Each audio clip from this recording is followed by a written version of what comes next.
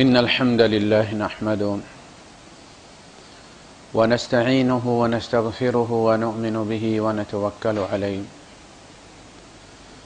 ونعوذ بالله من شرور أنفسنا ومن سيئات أعمالنا من يهده الله فلا مضل له ومن يضلل فلا هادي له وأشهد أن لا إله إلا الله وحده لا شريك له ولا ضد ولا ند ولا مثيل له ولا مثال له وأشهد أن سيدنا ومولانا ومعلمنا ومرشدنا ومخرجنا من الظلمات إلى النور محمدا عبده ورسوله أرسله الله بالحق بشيرا ونذيرا وداعيا إلى الله بإذنه وسراجا منيرا فقد بلغ الرسالة وأدى الأمانة ونصح الأمة وكشف الغمة فترك أمته على المحجة البيضاء ليلها كنهارها لا يزيغ عنها إلا هالك اللهم صل وسلم وبارك عليه وعلى آله وأصحابه وذرياته وأهل بيته أجمعين أما بعد فأعوذ بالله السميع العليم من الشيطان الرجيم بسم الله الرحمن الرحيم يا أيها الذين آمنوا كتب عليكم الصيام كما كتب على الذين من قبلكم لعلكم تتقون أياما معدودات صدق الله العظيم رب اشرح لي صدري ويسر لي أمري واحلل عقدة من لساني يفقه قولي آمين يا رب العالمين۔ رمضان کا بابرکت مہینہ آ گیا ہے۔ اللہ پاک نے ہمیں پھر ایک دفعہ یہ موقع دیا ہے کہ ہم اپنے گناہوں سے اس دنیا میں ہی صاف ہو جائیں، اپنی تربیت کریں، اپنی درستگی کریں اور اس رمضان سے کچھ سبق حاصل کریں۔ رمضان سے رمضان اور ہجری سال کی ابتدا سے اگلے ہجری سال تک یہ سارے جو موسم ہوتے ہیں، مواقع ہوتے ہیں، یہ سیلف آڈٹ کے ہوتے ہیں۔ بندہ اپنا محاسبہ کرے، میں نے کیا کھویا ہے، کیا پایا ہے۔ رمضان کے مہینے کو اللہ پاک نے قرآن سے سنوارا ہے، اس کی عظمت کو قرآن کے ذریعے بیان کیا ہے کہ یہ رمضان ہے کیا چیز۔ فرمایا شہر رمضان الذی انزل فیہ القرآن، یہ رمضان وہ مہینہ ہے کہ جس میں قرآن نازل کیا گیا ہے۔ اور قرآن کیا چیز ہے؟ ھدی للناس وبینات من الھدی والفرقان، یہ لوگوں کے لیے بھی ہدایت ہے، دعوت ہے سیدھے رستے کی طرف، پوری نوع انسانیت کے لیے۔ یہ اللہ کا خطاب پوری نوع انسانیت کی طرف ہے، یہ پوری نوع انسانیت کی کتاب ہے، اسے اس تک پہنچانا ہماری ذمہ داری ہے۔ ہم اسے چھپانے پر بیٹھ گئے، تمہاری نہیں، یہ ہماری کتاب ہے۔ یہ ھدی للناس ہے، یہ پوری نوع انسانیت کی کتاب ہے، یہ قیامت تک پیدا ہونے والے انسانوں کی طرف رب کا خط ہے۔ ہم ڈاکیے ہیں، ہمیں پہنچانا ہے، اور ہم دبا کر بیٹھ گئے کہ اس کو ہاتھ نہیں لگانا۔ اس میں ہمارے لیے 400 آیتیں ہیں جس میں ہمیں احکامات دیے گئے ہیں، باقی سارا قرآن پوری نوع انسانیت کے لیے۔ اور ہم مجرم گردانے جائیں گے جب تک کہ ان تک یہ پہنچے گا نہیں۔ لِأَلَّا يَكُونَ لِلنَّاسِ عَلَى اللَّهِ حُجَّةٌ، لوگوں یاد رکھو، یہ لوگوں تک پہنچا دو تاکہ لوگوں کے پاس اللہ کے خلاف کوئی حجت نہ رہے کہ آپ کا پیغام پہنچے ہی نہیں۔ لوگ بری ہو جائیں گے، تم پکڑے جاؤ گے۔ فَإِنَّمَا عَلَيْهِ مَا حُمِّلَ وَعَلَيْكُمْ مَا حُمِّلْتُمْ، تمہارے ذمہ وہ ہے، نبی کے ذمہ وہ ہے جو ان کو اٹھوایا گیا۔ حضور نے کوئی سیاسی پارٹی اپنی خوشی سے نہیں بنائی تھی،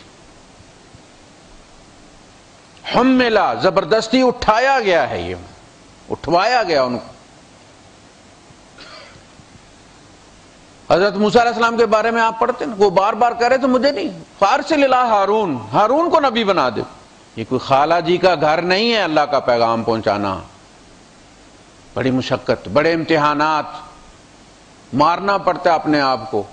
یونس علیہ السلام کو آپ نہیں دیکھتے، اے اللہ تجھے فلاں نہیں ملا، اے اللہ تو فلاں کو نہیں بنا سکتا، کیوں وہ اسکپ کرنے کی کوشش کرتے ہیں، کیوں جان بچاتے پھرتے ہیں؟ یہ شہادت گہے الفت میں قدم رکھنا ہے، اور لوگ آسان سمجھتے ہیں مسلمان ہونا۔ فَإِنَّمَا عَلَيْهِ مَا حُمِّلَ وَعَلَيْكُمْ مَا حُمِّلْتُمْ، اور تمہارے ذمہ وہ ہے جو تمہیں اٹھوایا گیا ہے۔ کلمہ پڑھنے کے ساتھ ہی اب تمہاری ذمہ داری بن گئی۔ لِيَكُونَ الرَّسُولُ شَهِيدًا عَلَيْكُمْ وَتَكُونُوا شُهَدَاءَ عَلَى النَّاسِ، رسول تم پر گواہ ہوں گے قیامت کے دن میں نے ان تک پہنچا دیا تھا، اور تمہیں لوگوں کے خلاف یہی گواہی دینی ہے کہ ہم نے ان تک پہنچا دیا تھا، اور تم اس کو چھپاتے پھرتے ہو۔ یہ ہے اصل مسئلہ۔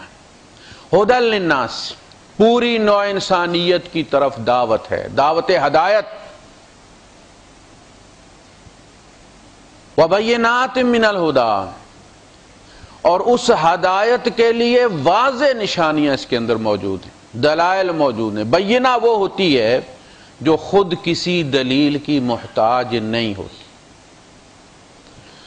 سورج خود اتنی بڑی دلیل ہے اپنے وجود کی کہ اس کے لیے دلیل دینے کی ضرورت نہیں ہوتی کہ سورج ہے، سورج خود بتاتا ہے کہ میں ہوں، یہ بینہ ہے۔ نبی کی ذات بینہ ہوتی ہے، اس بینہ پر اللہ کا کلام کھڑا ہوتا ہے، انسانی آواز میں نکلتا ہے، بشر کے منہ سے نکلتا ہے، لیکن اللہ کا کلام ہوتا ہے۔ وہ کہتے ہیں یہ اللہ کا کلام ہے، ہم مانتے ہیں اللہ کا کلام۔ لم یکن الذین کفروا من اہل الکتاب والمشرکین منفکین حتی تأتیہم البینہ رسول من اللہ۔ تو بینات ہیں اس کے اندر، واضح دلائل ہیں اس کی موجودگی میں۔ کسی کا یہ دعویٰ، یہ عذر قیامت کے دن قبول نہیں ہوگا کہ مجھے فلاں مولوی نے بھٹکا دیا، فلاں پروفیسر صاحب نے میرا ایمان چھین لیا۔ کہا جائے گا کتاب اللہ تمہارے اندر موجود تھی نا، اس سے کنسلٹ کرتے، اس سے پڑھتے، ٹائم ہی کوئی نہیں۔ اس لیے اس کتاب کو محفوظ کیا گیا ہے قیامت تک کے لیے حجت۔ اور اللہ کے رسول صلی اللہ علیہ وسلم نے فرمایا بلغوا عنی ولو آیہ۔ عنی کا مطلب ہے میرے بہاف پر۔ اصل ذمہ داری کس کی ہے؟ جس کا لوگ کلمہ پڑھتے ہیں۔ ہر بندہ آج بھی یہی کہتا ہے نا، لا الہ الا اللہ محمد رسول اللہ۔ محمد اللہ کے میسنجر ہیں، پیغامبر ہیں، رسالہ بردار ہیں۔ کلمہ تو ان کا پڑھتا ہے نا، تو رسالہ پہنچانا ان کی ذمہ داری بنتی ہے نا۔ فرمایا جب تم کلمہ پڑھ لیتے ہو اپنے نبی کا تو ختم رسالت کے صدقے وہ تمہاری ذمہ داری بن جاتی ہے۔ جس طرح باپ کا قرض اولاد کے ذمہ پڑ جاتا ہے، نبی کا قرض امت کے ذمہ۔ تم نہیں دو گے نبی پکڑے جائیں گے۔ سمجھ لگی بات کی؟ ہم تک نہیں پہنچا، بھائی جن کو انہوں نے مقرر کیا تو انہوں نے نہیں پہنچایا، تو مقرر کرنے والا ذمہ دار ہو گیا۔ اس لیے فرمایا بلغوا عنی، میرے بہاف پر، میری طرف سے پہنچاؤ، اگرچہ ایک آیت ہی ہو۔ اللہ کے رسول صلی اللہ علیہ وسلم قرآن لائے تھے، قرآن نے ہی آپ کو رسول قرار دیا، اور قرآن نے ہی آپ کا ایمان بنایا۔ ما کنت تدری مل کتاب ولل ایمان، آپ نہیں جانتے تھے کتاب کیا ہوتی ہے، آسمانی کتاب کیا ہوتی ہے، کیسی ہوتی ہے، اور نہ آپ کو یہ پتا تھا کہ ایمانیات کی تفصیلات کیا ہیں۔ ما کنت تدری مل کتاب ولا الایمان ولکن جعلناہ نورا، ہم نے اس کتاب کو وہ نور بنایا جس نے آپ کو سب کچھ بتا دیا۔ 5 500 خطبے اللہ کے رسول صلی اللہ علیہ وسلم نے اپنی زندگی میں دیے جمعے کے، ایک جمعے کا خطبہ نہیں ملتا. نوٹ کر لیجیے آپ، کہاں گئے وہ خطبے؟ کچھ لوگ دلیل بناتے ہیں اس کو کہ جمعے کا خطبہ ہے ہی کوئی نہیں. الا ذکر اللہ جو بلایا گیا ہے تو نماز کی طرف بلایا گیا ہے. فَإِذَا قُضِيَتِ الصَّلَاةُ تو کہا گیا ہے کہ نماز ختم ہو تو پھر منتشر ہو جاؤ. وہ تو یہ کہتے ہیں، غلط کہتے ہیں، دلیل قوی لگتی ہے. کہہ رہے بات تو صحیح ہے. ذرا ذرا تفصیلات بتانے والے، نہ بتانے والے بھی بتانے والے حضور کے جمعے کے خطبے کوٹ نہیں کرتے. بھرے مجمع میں حضور دیتے تھے، وہ خطبے کہاں گئے؟ غزوہ تبوک کا خطبہ ملتا ہے ہمیں، وہ غزوہ تبوک کا خطبہ ہے، جمعے کا خطبہ نہیں ہے. مسافر پر جمعہ فرض ہی نہیں ہے.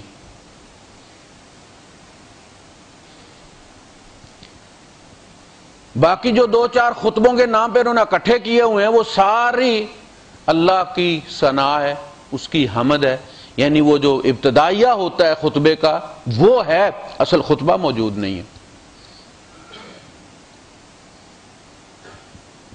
جمعے کے جہاں صلاۃ الجمعے کا انہوں نے باب باندھا ہے اس میں جمعے کے خطبے ہونے چاہیے تھے نا. واقعہ موجود ہے کہ بندہ آیا اور حضور نے فرمایا کہ تو نے نفل پڑھے؟ کا کوئی نہیں. کہا اٹھ نفل پڑھ. خطبہ کدھر گیا؟ اصل بات یہ تھی کہ اللہ کے رسول صلی اللہ علیہ وسلم جمعے کے خطبے میں قرآن پڑھا کرتے تھے، اس لیے کوئی نہیں، الفاظ موجود نہیں، حضور کی تقریر موجود نہیں.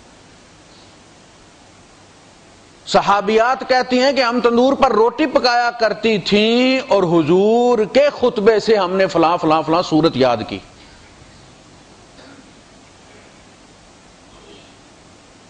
تو گویا حضور کا خطبہ اصل میں قرآن ہی ہوا کرتا تھا. حضور مختلف صورتیں پڑھا کرتے تھے، اس جمعے کے دوران جو احکامات نازل ہوا کرتے تھے وہ پڑھا کرتے تھے. اصل تو یہ ہے. اور ہمارے جمعے کے خطبوں میں قرآن ہوتا ہی کوئی نہیں. یا تو اپنے بزرگوں کی سوانح عمریاں ہوتی ہیں کہ وہ اڑا کرتے تھے، وہ فلاں کیا کرتے تھے، یا اپنے مسلک کا دفاع ہوتا ہے. اور جو پہنچانے کا حکم دیا گیا ہے وہ بقول شاعر جو کام کرنے آئے تھے دنیا میں تم امیر، خانہ خراب تجھ سے وہی کام رہ گیا. جمعے کا خطبہ اصل میں قرآن کو پہنچانے کے لیے رکھا گیا تھا. اس کو کوئی قانون نہیں روکتا، کوئی ڈکٹیٹرشپ نہیں روک سکتی، کوئی کرفیو نہیں روکتا، کوئی مارشل لا نہیں روکتا. یہ ایسا ادارہ ہے کہ کم از کم اس کے ذریعے یہ اتمام حجت ہوتا رہے، اللہ کی کتاب پہنچتی رہے. مختلف مسالک کے لوگ آیا کرتے ہیں. ہمارے یہاں تو اب رجسٹر ہو گیا سلسلہ، فلاں داخل ہو سکتا ہے، فلاں نہیں ہو سکتا. لیکن اللہ کے گھر میں ہر شخص داخل ہو سکتا ہے. ہمارے یہاں ہندو نہیں آکر مسلمان ہوتے رہے جمعے میں شریک ہو کے. پیر کے درس میں آتے ہیں لوگ، ہندو بھی عیسائی بھی سنتے ہیں. ہمارے یہاں تو مسلمان کو نہیں گھسنے دیتے دوسرے فرقے کے مسلمان کو. جس طرح ہندوؤں میں اپنے اپنے مندر ہیں، وہ دوسرے بھگوان والے کو اپنے بھگوان والے مندر میں نہیں گھسنے دیتے. اس طرح مساجد کا حال بھی ہو گیا. ھدی للناس وبینات من الہدی. یہ قرآن حکیم جو ہے یہ اپنے ساتھ ہر انسان کے ڈرائیورز بھی لے کر آیا ہے. انسانی تقریر میں وہ چیز نہیں ہے. وہ ڈاؤن لوڈ ہو جاتی ہے، انسٹال نہیں ہوتی. انسٹال ہو جاتی ہے تو چلتی نہیں. اس اللہ کی کتاب میں قیامت تک آنے والے انسانوں کا کوڈ موجود ہے. یہ ہر انسان پر چل جاتا ہے. متشدد سے متشدد لوگوں تک یہ پہنچا ہے. بھاجپا جیسی سخت گیر ہندو تنظیم کی جنرل سیکرٹری مسلمان ہو جاتی ہے بلیئر کی سالی مسلمان ہو جاتی ہے. کوئی ایسا نہیں کہ لالچ میں لوگ ہوئے, بڑے بڑے پڑھے لکھے لوگوں کو اٹریکٹ کر رہا ہے. یورپ میں جو ان کی انٹیلیجنسیا ہے, جو ان کی ہائی سوسائٹی ہے, انٹلیکچوئل, بڑے بڑے بزنس مین, بڑے بڑے ان کے سینیٹرز, ان کو اپروچ کر رہا ہے قرآن. اس کی زبان ایسی ہے. بیماری ان کو ہے, دوا کی سمجھ بھی ان کو لگتی ہے. جو بیمار ہوتا ہے آرام کا پتہ بھی اسی کو ہوتا ہے کہ پہلے پیٹ میں درد تھا اب نہیں ہے. ہمارا حال تو بس اوپرا سا ہی ہے. ہمیں نہ اس کی قدر ہے نہ کبھی ہمیں اس کی ضرورت تھی. ضرورت ہوگی تو مردوں کو ہوگی, وہ ہم رمضان میں پڑھ دیتے. جبکہ یہ کتاب یہ تھا لِيُنذِرَ مَنْ كَانَ حَيًّا, زندوں کے لیے آئی تھی, اور زندوں کو اس کی ضرورت نہیں. اس لیے ہمارے یہاں قرآن سوسائٹی میں نظر بھی کوئی نہیں آتا. ہم بڑی بگڑی ہوئی سوسائٹی بن گئے ہیں, اس لیے کہ ہم اس کتاب میں سے کچھ لیتے ہی. تو بینات من الہدی والفرقان, حق اور باطل میں فرق کرنے والی چیز. سانپ اور رسی میں فرق کیا چیز کرتی ہے؟ روشنی. ورنہ سانپ اور رسی میں کیا فرق؟ روشنی جب ہوتی ہے دونوں واضح ہو جاتی. یہ اللہ کا وہ نور ہے, وَلَكِنْ جَعَلْنَاهُ نُورًا, جس میں حق حق نظر آتا اور باطل باطل نظر آتا. جنہوں نے باطل کو حق کا لباس پہنا دیا ہے, حق کو باطل کا لباس پہنا دیا اور گٹ مٹ کر دیا معاملہ, یہ قرآن حکیم اگر اس کو امام بنایا جائے یہ بہت مشکل ہے. اس لیے کہ ہمیں سب سے پہلے اپنے مسالک کی عینک چڑھائی جاتی ہے اور ہم اسی کی نظر سے پھر قرآن کو بھی دیکھتے. ہر بندہ اپنے مسلک کے تحت اس کی انٹرپریٹیشن کرتا ہے, اس کی ترجمہ کرتا ہے, اس کی تفسیر کرتا ہے. اور جو بندہ دیکھیں کہ میں قرآن پر ہی چل رہا ہوں, جتنے فرقے ہیں سب قرآن کوٹ کریں گے, لیکن اس کی تعبیر اپنے مسلک کی عینک سے کریں گے. اپنے مسلک کو امام بنائیں گے, قرآن کو اس کا تابع کریں گے. خود بدلتے نہیں, قرآن کو بدل دیتے. یہ ہماری بدقسمتی. وہ ہمارے ایک کزن ہوا کرتے تھے, تو انہوں نے, ان کا بھائی ہوتا تھا یہاں, تو ایک دفعہ والد صاحب سے ملنے آیا. میرے والد صاحب سے, تو بھانجا تھا میرے والد صاحب کا, تو کہنے لگا ماموں وہ میں نے پچھلے سے پچھلے مہینے راڈو گھڑی بھیجی اپنے بھائی کو, بڑے بھائی کو. پچھلے مہینے میں نے 1100 درہم کی تسبیح بھیجی ہے, عقیق والی پوری تسبیح, جو انہوں نے دکان میں لٹکائی ہوئی تھی برکت کے لیے, اور چور آئے اور وہ تسبیح بھی لے گئے. اب وہ پاکستان جا رہا ہوں, وہ کہتا ہے کہ کلر ٹی وی بھی لے کر آنا ہے. تو میری تو اتنی استطاعت نہیں ہے, نہیں کرتا ہوں تو ناراض ہوتا ہوں. تو بزرگ میرے مراقبے میں چلے گئے, وہ بڑے دانشور ٹائپ کے بندے تھے. کہنے لگا اچھا شام کو اس کا بھی کوئی بندوبست کرتے ہیں. وہ شام کو گئے, اور 10-10 درہم کی اس دنوں نئی نئی یہ اینکیں چلی تھیں, گرین اور یلو اور وہ ریڈ قسم کی, پرپل قسم کے شیشے تھے ان کے. اکٹھی 4-5 لو تو 8-8 درہم میں بھی دے دیتے تھے. وہ 4-5 اینکیں لے آئے اور اسے دیں, اور کہا کہ گھر, اس نے بتایا کہ گھر میں black and white T V ہے بڑا. انہوں نے کہا کہ یہ اس کو لے جاؤ ساتھ اور اس کو دے دینا, اور کہنا کہ جیسا بھی موڈ ہو اس قسم کی اینک پہن کے دیکھ لو. تو غصہ چڑھا وہ تو ریڈ والی کر لو, محبت والا تو گرین والی لگا لو, نیوٹرل ہے تو پیلی والی لگا لو. جیسا موڈ ہو ایسی اینک لگاؤ, ٹی وی ویسا ہی بن جائے گا. یہ ہے ہمارے یہاں مسئلہ کہ جتنے مسالک ہیں اتنی اینکیں, اسی سے دیکھنا ہے. الفرقان یہ ہے, یہ فیصلہ کرتی ہے کہ حق کیا اور باطل کیا ہے. تو ہم نے تم پر روزے فرض کیے جیسے پہلے پر کیے تھے.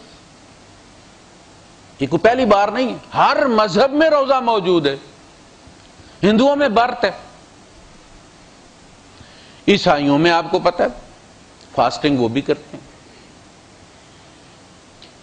ہمارے یہاں بھی ہے، یہود کے یہاں بھی ہے، روزہ ہر مذہب کا حصہ ہے، بلکہ اس کے انوارات ایسے ہیں کہ جو خدا کو نہیں مانتے وہ بھی روزہ رکھتے اس کے فوائد حاصل کرنے کے لیے، فزیکل، سائیکولوجیکل۔ تو ہر مذہب میں رہا ہے لعلکم تتقون، تاکہ تم اللہ کی حدوں کو توڑنے سے بچنے کا طریقہ سیکھ سکو، کیسے بچنا۔ یہ میکسیمم پریشر دے کر اللہ پاک سکھاتا ہے، اس کو کہتے ہیں ایکسپوئر تھراپی، کہ ایک چیز میں مبتلا کر کے بندے کو سکھایا جائے، اسے دھکا دیا جائے تالاب میں اور کہا جائے اب تیرو۔ تصویریں دکھا کر تیراکی نہیں سکھائی جا سکتی، اس لیے قرآن پڑھانے کے بعد اللہ پاک رمضان کے مہینے میں پھر کہتا ہے قرآن بھی پڑھو اور روزہ رکھ کے متقی، یعنی حلال چیزیں بھی حرام کر دیں تاکہ تمہیں حرام سے بچنا آ جائے۔ تم دن کو زمزم بھی نہیں پی سکتے تاکہ تمہیں شراب سے بچنا آ جائے۔ اب جو بندہ اللہ کے حکم پر حلال کو بھی چھوڑ دیتا ہے، اس سے یہ کیسے توقع رکھی جا سکتی ہے کہ وہ اللہ کے ایک حرام کردہ چیز کو کھائے گا یا پیے گا یا اس کا ارتکاب کرے گا۔ یہ جو نیوی میں لوگ بھرتی ہوتے ہیں، ان کو آبدوز میں بھیجنے سے پہلے باقاعدہ آبدوز والا پریشر دیا جاتا ہے باہر تجربہ گاہ میں۔ جن کے کانوں یا ناک میں سے خون آ جاتا ہے، عادت ہے، اس میں کمی بیشی ہو سکتی۔ جو 10 پڑھ سکتا ہے 10 پڑھے، جو 8 پڑھ سکتا ہے 8 پڑھے، جو 12 پڑھ سکتا ہے 12 پڑھے، لیکن جتنی دیر دل کرتا ہے اتنی دیر پڑھے۔ فرض چیز تو آپ کو کراہت کے ساتھ بھی پڑھنی ہے نا، اس لیے کہ نہیں پڑھیں گے تو وہ گرفت ہوگی۔ نفل رکھنے کا مقصد یہ تھا کہ اللہ پاک یہ چاہتا کہ جب تک تمہارا دل چاہے میرے سامنے کھڑے ہو جاؤ، جب تمہارا دل نہ چاہے، تمہیں کراہت آئے، تمہیں تنگی آئے، تم جان چھڑانا چاہو، جاؤ جان چھوڑو۔ یعنی اللہ کی انسلٹ ہے نا، آپ کے پاس کوئی بیٹھنا چاہتا ہے، جی بسم اللہ، کوئی جانا چاہتا اور آپ اس کو پکڑ کر بیٹھے ہوئے ہیں۔ اللہ یہ نہیں چاہتا، اس کی تعداد کم سے کم رکھی ہے، 5 نمازیں رکھی ہیں جن میں 4 فرض، 3 فرض، 2 فرض رکھے، یہ تمہیں ہر حال میں پورا کرنا، وہ جھٹپٹ کام ہو جاتا ہے۔ باقی کا کہا کہ میاں یہ تو پھر دوستی پر منحصر ہے نا، جتنی کسی سے پکی ہوگی اتنی دیر اس کو وقت دو گے تم، ہم دیکھتے ہیں ہمارے ساتھ تم کتنا وقت گزارتے۔ یہ ہے اصل سینس نوافل کا اور سنتوں کا۔ آپ تھکے ہوئے آئے، آپ عشاء کے 4 فرض پڑھ لیں، 2 سنتیں پڑھ لیں، 3 وتر پڑھ لیں، ہو گئی نماز آپ کی۔ اب بندہ 17 رکعات کا سن کر ہی اس کا بلڈ پریشر لو ہو جاتا ہے، ادھر جان نکل رہی ہے، آنکھیں کھل نہیں رہی نیند کی وجہ سے، سفر کر کے آئے 200 کلومیٹر اور ہل چلا کے آئے، اور جناب علی یہاں 17 رکعات نماز کفتہ، کہتا ہے یار چھوڑو، اللہ بڑا رحیم کریم ہے، وہ 7 فرض بھی چھوڑ دیتا ہے۔ یعنی پڑھنی ہے تو 17 پڑھو، نہیں پڑھنی تو پھر کچھ بھی نہ پڑھو۔ نہیں بھائی، نوافل رکھے اس لیے گئے کہ اللہ کی انا یہ چاہتی ہے کہ لوگ اپنی مرضی سے اس کو وقت دیں، اس لیے نوافل کا اجر جو ہے زیادہ درجات میں بلندی نوافل کی وجہ سے ہوتی ہے، اس لیے کہ وہ پیار شو کرتے ہیں اللہ کے ساتھ۔ ورنہ ساری ساری رات حضور کا کھڑے رہنا، قدموں کا سوج جانا، 6 پارے پڑھنا اور ٹھہر ٹھہر کر پڑھنا، بمشکل آپ فجر کی اذان سے تھوڑا پہلے ختم کرتے تھے۔ اور یہ 1-2 دن کی بات نہیں، ہمیں جس دن دورہ پڑتا ہے ہم کرتے نا، اور پھر 2-4 دن کے بعد پھر پرانی روٹین بحال ہو جاتی ہے۔ ساری زندگی یہی کی ہے۔ یہ پیار ہے، یہ محبت ہے۔ تو اگر تم ہو بیمار، اچھا وہ جو قیام اللیل بعض لوگ کہتے ہیں، اس لیے میں نے کہا جو بعض لوگ کہتے ہیں یہ تہجد ہی ہے، یہ تہجد نہیں ہے، یہ قیام رمضان ایک الگ چیز ہے۔ اس راحت کو جو وہ درمیان میں لیتے تھے انٹرول، اس کا نام انہوں نے ترویحہ رکھا، اسی سے اس کا جمع ہوگی تراویح۔ اور باقاعدہ حدیث کی کتابوں میں لفظ تراویح کے تحت اس کے باب قائم کیے گئے۔ اگر قرآن سنایا جا رہا ہے، جتنی دیر آپ سننا چاہتے ہیں، دل لگا ہوا ہے، جی بسم اللہ، جب آپ کا دل بھر جائے آپ چلے جائیں، کوئی جبر کی بات نہیں، کوئی تنگی نہیں۔ پڑھانے والا 20 پڑھاتا ہے، آپ جتنے پر تھک جاتے ہیں چلے جائیں، اس میں کوئی حرج نہیں ہے۔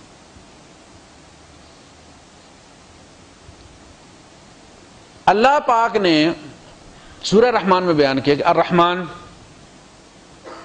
علم القرآن، الرحمن کی رحمت کا سب سے بڑا مظہر قرآن حکیم ہے۔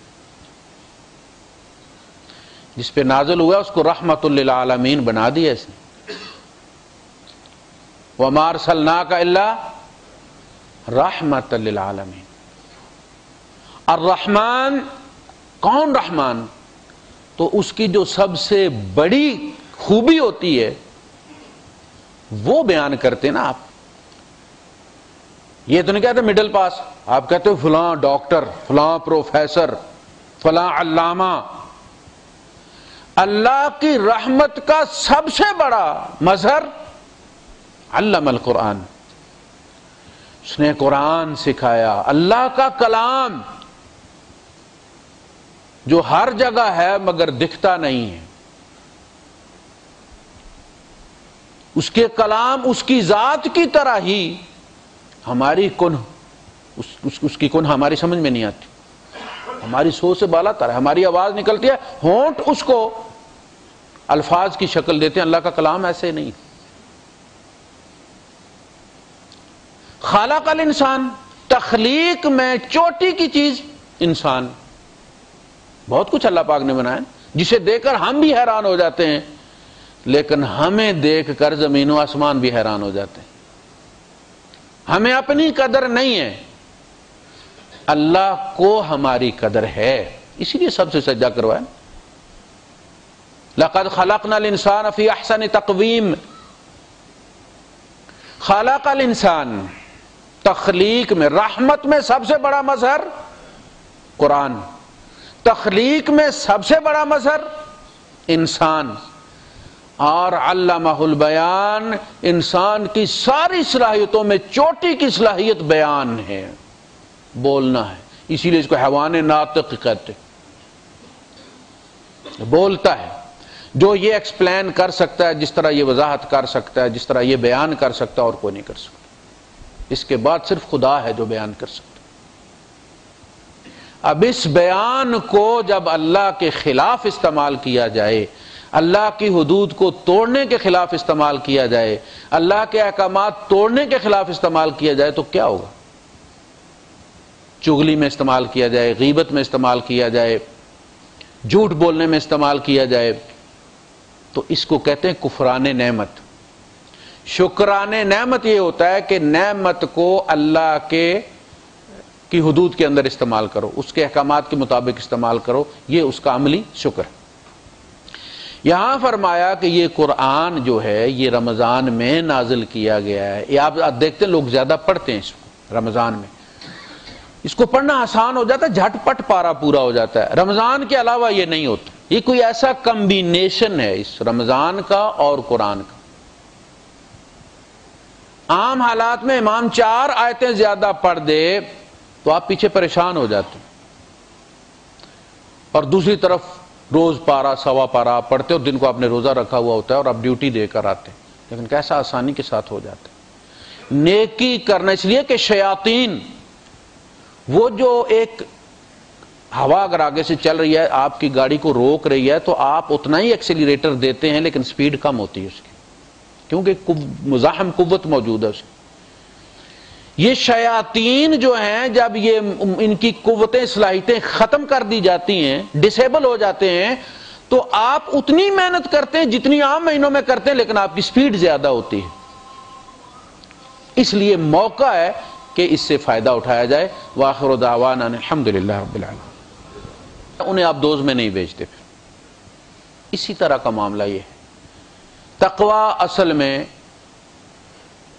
الوقایہ تو خیر من العلاج کہا جاتا ہے کہ پرہیز علاج سے بہتر ہے. تو وقایہ جو ہے اصل میں پرہیز، اس کو ہمارا ترجمہ کیا جاتا ہے پرہیزگار، متقی پرہیزگار. پرہیزگار پرہیز کرنے والا، کس سے پرہیز کرنے والا؟ اللہ کی حدیں توڑنے سے پرہیز کرنے والا.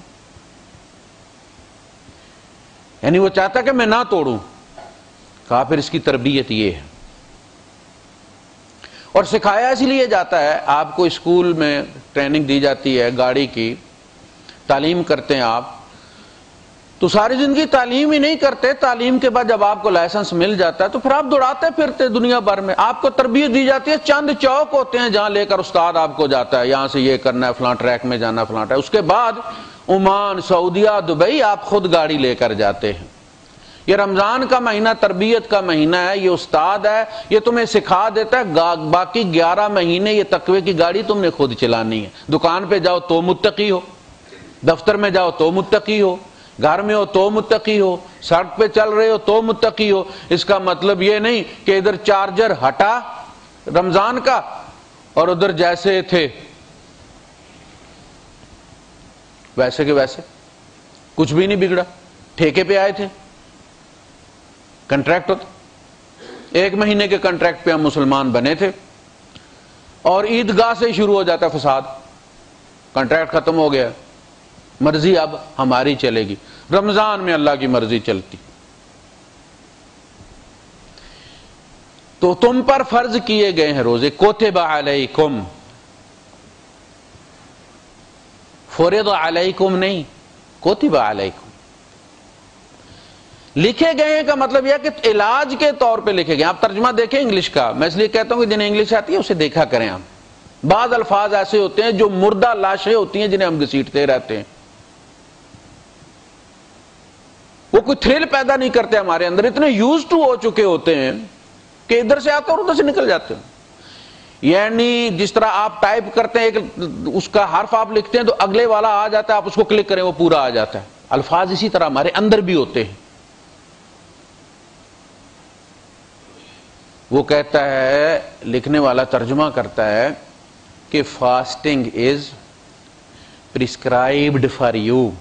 آپ کو پتہ ہے جو ڈاکٹر جو لکھتا ہے نسخہ، اس کا نام پرسکرپشن ہوتا ہے. روزے تمہارے لیے علاج کے طور پر لکھے گئے ہیں، کوئی ظلم نہیں ہے. اللہ پاک نے کیا فرمایا؟ یرید اللہ بکم اليسر ولا یرید بکم العسر. اللہ تمہارے لیے آسانی چاہتا ہے، تنگی نہیں چاہتا. کہیں یہ بد ظن نہ ہو جانا اللہ کے بارے میں کہ بھوکا مارتا ہے، پیاسا مارتا ہے، وہ ہمیں اذیت دے کے خوش ہوتا ہے کہ نہیں. کہا بیمار ہو چھوڑ دو، بعد میں تعداد پوری کر لو. اب بیماری یہ نہیں کہا کہ لازم کینسر ہو تو چھوڑو، ٹائیفائڈ ہو تو چھوڑو، مرض ہے تمہیں مت رکھو، وَإِن كُنتُم مَرِيضًا مت رکھو. اب بندے پر چھوڑ دیا کہ وہ خود اسیس کرے کہ میں اس کے ساتھ چل سکتا ہوں یا نہیں چل سکتا. نہیں چل سکتا تو وہاں توڑ دو. اس عذر کو اگر وہ اللہ کے یہاں جسٹیفائی کر سکتا ہے، سینسیئر ہے اس میں، کوئی مسئلہ نہیں. ایام معدودات، یہ گنتی کے چند دن ہیں.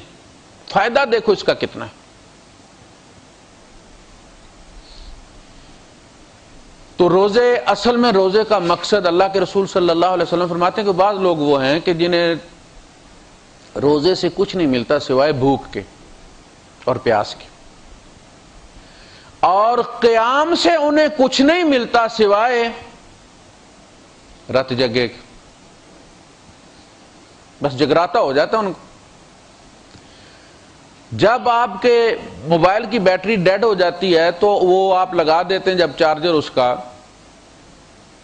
اس کے ساتھ دوسرے موبائل کا بھی چارجر لگاؤ جو نیا آپ نے لیا ہوا ہے، تو وہ تو سیو کر رہا ہے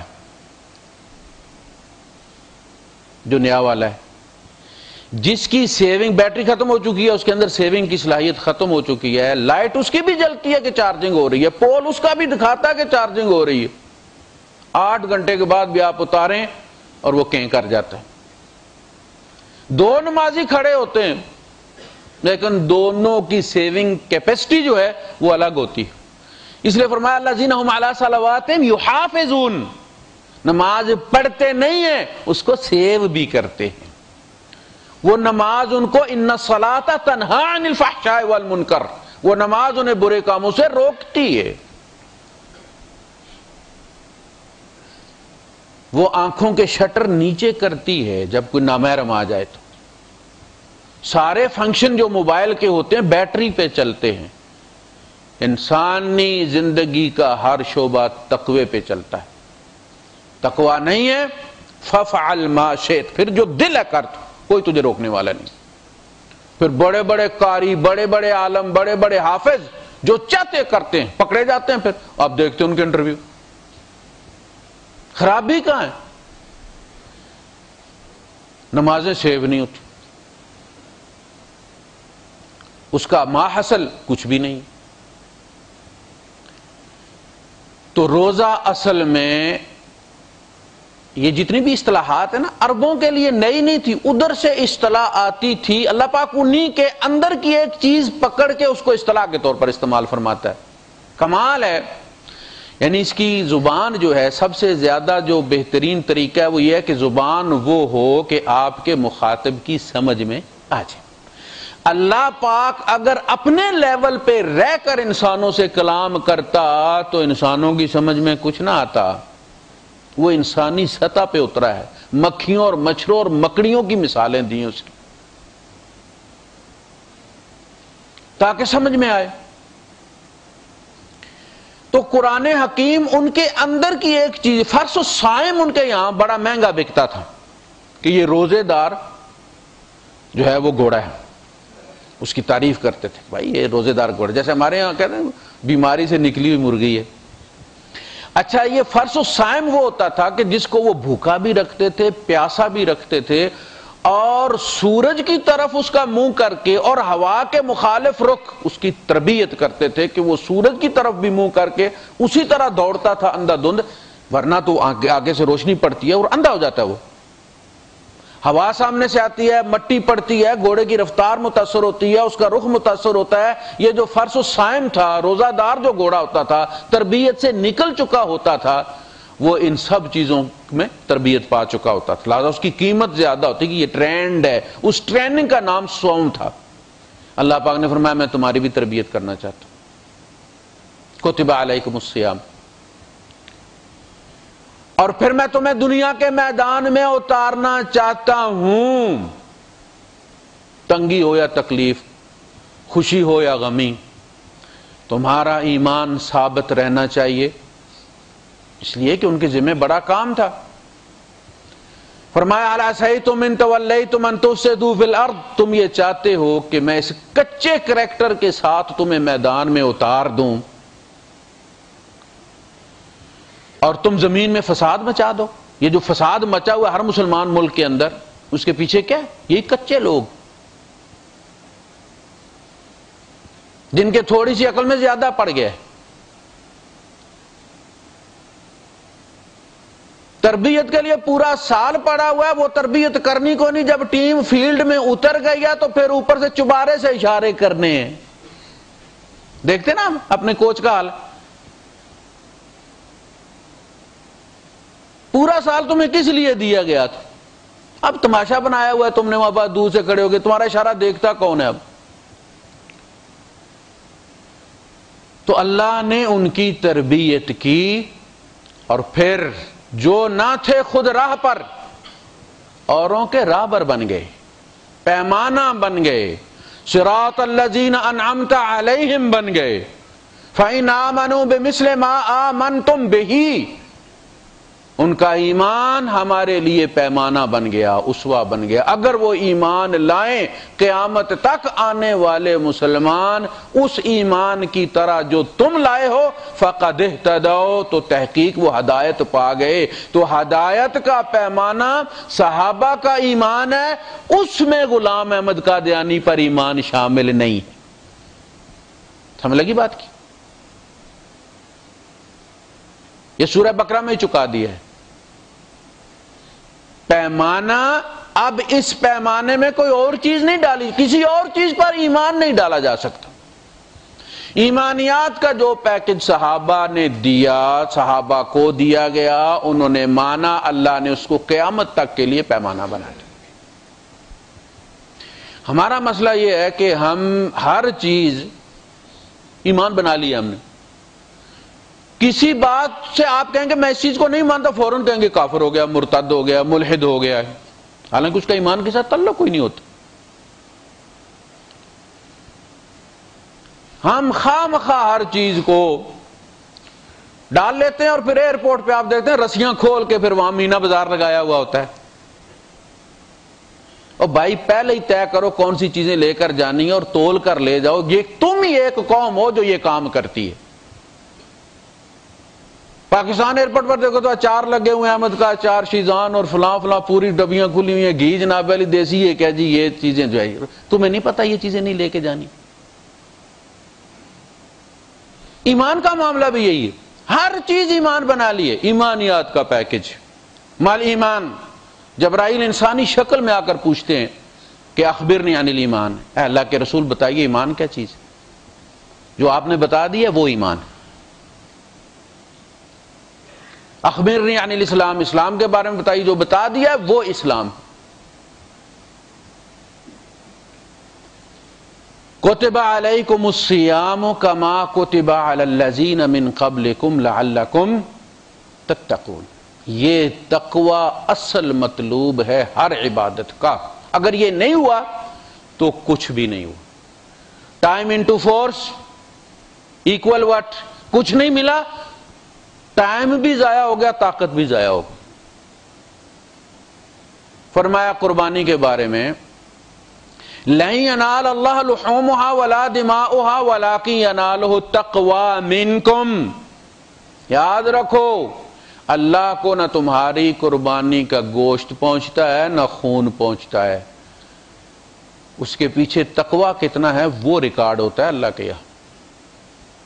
اونٹ تم نے دیا اور تقوی تمہارے اندر مرغی جتنا ہے تو وہی لکھا جائے گا، اور بکرا دیا تم نے اور تمہارے اندر تقوی اونٹ جتنا ہے تو وہی لکھا جائے گا۔ ینالہ التقویٰ منکم۔ حج پر جانے کے لیے کہا وتزودوا، زیادہ راہ لے کر چلا کرو، یہ زیادہ متوکل بننے کی کوشش مت کرو کہ نہیں جی بس وہ اللہ کھلائے گا، اللہ کے مہمان ہیں۔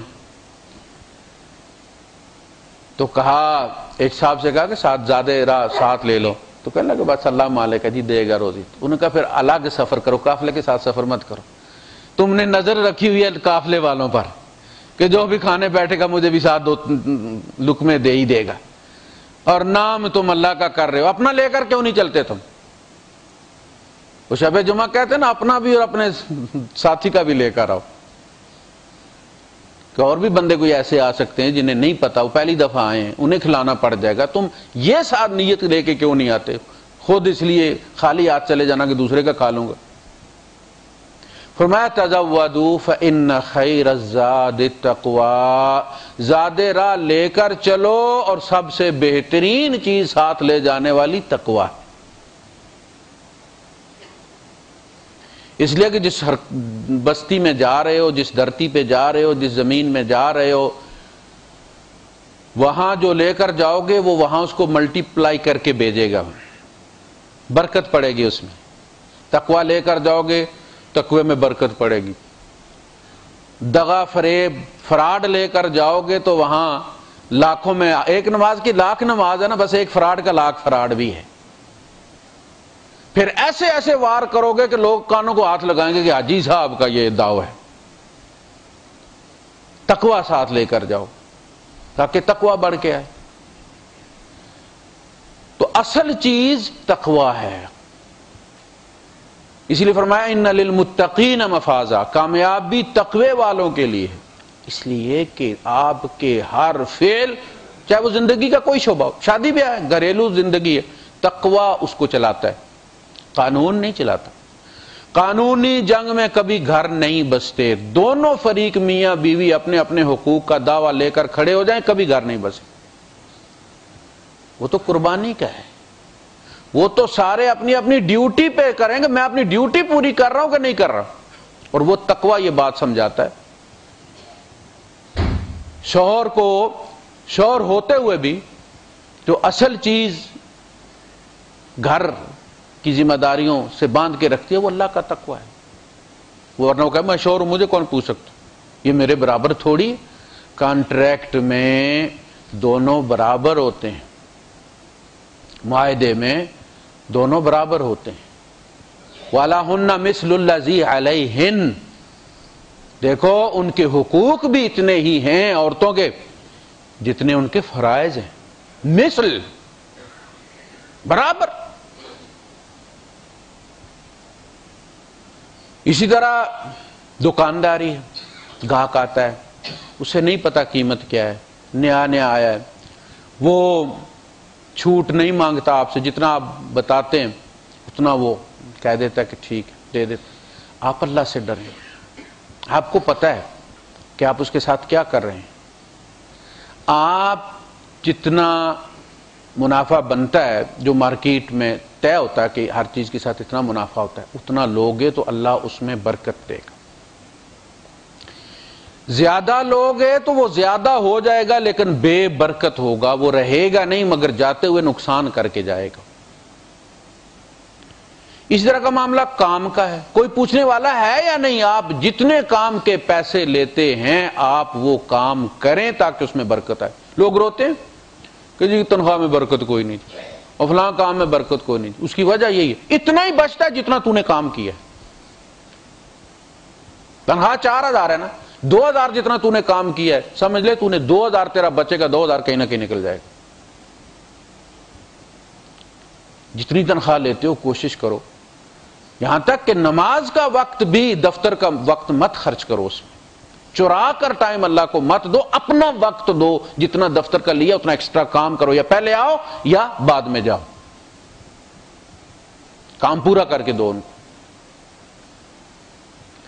اس طرح گاڑی کھول کے تسبیحات پوری کرتے رہنا، پرزے کھولے ہوئے، سارے اوزار کھولے ہوئے. اب فورمین آیا، سپروائزر آیا، اس نے تو دیکھا کام کر رہا ہے، اسے کیا پتا کہ یہ لیٹ کے تسبیحات پوری کر رہا ہے.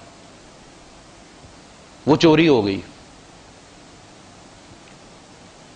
تقوی اصل چیز ہے، یعنی روزہ بھی اس لیے ہے کہ تمہیں تقوی حاصل ہو جائے، رینیو ہو جائے، اس کا لائسنس ایکٹیویٹ ہو جائے، تاکہ تمہارے آئندہ جو بھی گزرے 11 مہینے وہ اللہ کی حدود و قیود کے اندر گزرے. تمہاری اولاد میں بھی برکت ہو، تمہارے مال میں بھی برکت ہو، تمہاری زندگی میں بھی برکت ہو. ایام معدودات فمن کان منکم مریضا او علی سفر فعدۃ من ایام اخر. اگر تم بیمار ہو یا سفر پر ہو تو پھر بعد کے دنوں میں تم کبھی وہ تعداد پوری کر لو، لیکن رمضان والا اجر نہیں ملتا. یہ بات یاد رکھیں، وہ ایک الگ چیز ہے. تعداد پوری ہو جاتی ہے، آپ سے پوچھا نہیں جائے گا، لیکن اللہ کے رسول صلی اللہ علیہ وسلم فرماتے کہ جس بندے نے روزہ چھوڑ دیا جان بوجھ کر، اب یہ تو عذر ہے نا، آدمی بیمار ہو گیا تو کیا کرے، معذور ہے تو دیا جائے گا، لیکن جان بوجھ کے چھوڑ دیا تو حضور فرماتے ہیں کہ وہ اس کے اجر کو کبھی نہیں پا سکتا. وَلَوْ صَامَ الدَّهْرَ، پھر چاہے ساری زندگی روزے رکھتا رہے. تعداد پوری ہو جائے گی، وہ اجر کبھی نہیں پا سکے گا جو رمضان میں تھا اس کا. اچھا، رمضان اور قرآن کا آپس میں تعلق، جیسا کہ میں نے عرض کیا، اللہ پاک نے فرمایا رمضان وہ مہینہ ہے الذی انزل فیہ القرآن، تو دن کو رمضان کا روزہ اور رات کو قرآن کا قیام. حضور نے فرمایا میں نے تمہارے لیے سنت بنایا. اے لوگو، تمہارے اوپر ایک رحمت والا مہینہ اپنا سایہ کرنے والا ہے، رحمت تمہیں ڈھانپنے والی. اس کا روزہ اللہ نے تمہارے لیے فرض کیا ہے، اس کا قیام میں نے تمہارے لیے سنت بنا دیا ہے. تو اس کو کہتے ہیں قیام رمضان. اگر اس سے مراد تہجد ہو تو پھر تہجد کا نام ہے قیام اللیل. وَمِنَ اللَّيْلِ فَتَهَجَّدْ بِهِ نَافِلَةً لَكَ. تو پھر یہ قیام رمضان ہو گیا، پھر قیام شوال ہو گیا، پھر قیام ذیقعدہ ہو گیا، پھر قیام ذی الحج ہو گیا، پھر قیام محرم ہو گیا، پھر قیام سفر ہو گیا. یہ اصطلاحات آپ نے حدیث میں پڑھی ہیں؟ نہیں پڑھی نا، صرف قیام رمضان کی پڑھی ہے نا. اس کا مطلب ہے کہ یہ قیام اللیل سے کوئی الگ چیز ہے جس کا تعلق صرف قیام رمضان کے ساتھ. وہ قیام رمضان ہے، وہ قیام شعبان نہیں ہے، جبکہ جو تہجد ہے وہ تو شعبان میں بھی ہے. دوسرا وہ جو 3 دن اللہ کے رسول صلی اللہ علیہ وسلم نے پڑھی ہے، چوتھے دن اس لیے نہیں پڑھی کہ تم پر فرض نہ کر دی جائے اور پھر تمہارے لیے مشقت پیدا ہو. ورنہ اللہ کے رسول صلی اللہ علیہ وسلم نے اپنے اعلان نبوت کے بعد ساری زندگی یہی پڑھی ہے. قیام اللیل فرض نہیں کی گئی نا، کیا خطرے والی بات تھی؟ قیام اللیل ہم پر فرض نہیں ہے نا، حضور نے ساری زندگی پڑھا ہے نا. تو یہاں چوتھے دن ڈر کیوں گئے ہیں؟ اس کا مطلب یہ کوئی اور چیز ہے. یہ تہجد نہیں ہے، یہ قیام رمضان ہے جس کا خدشہ محسوس کیا کہ قیام رمضان کہیں تم پر فرض نہ کر دیا جائے. اس کا نام تراویح صحابہ نے رکھا اس لیے کہ اس کی 4 رکعتوں کے بعد ترویحہ ہوتا تھا، جس کا لفظ ہے راحہ. راحہ آپ کو پتہ نا، رات جس کو اردو میں کہتے ہیں، تھوڑا آرام کرنا، راحت آرام کو کہتے ہیں. تو 4 تراویح کے بعد وہ تھوڑا ریسٹ کیا کرتے تھے. مکے والے 4 کے بعد ایک طواف کیا کرتے تھے، پھر تحیۃ الطواف 2 رکعت پڑھتے تھے، پھر اگلی تراویح شروع ہوتی تھی. مدینے والوں نے کہا کہ بھائی یہ مکے والے تو ہم سے آگے نکل گئے، یہ اسی لیے نفلی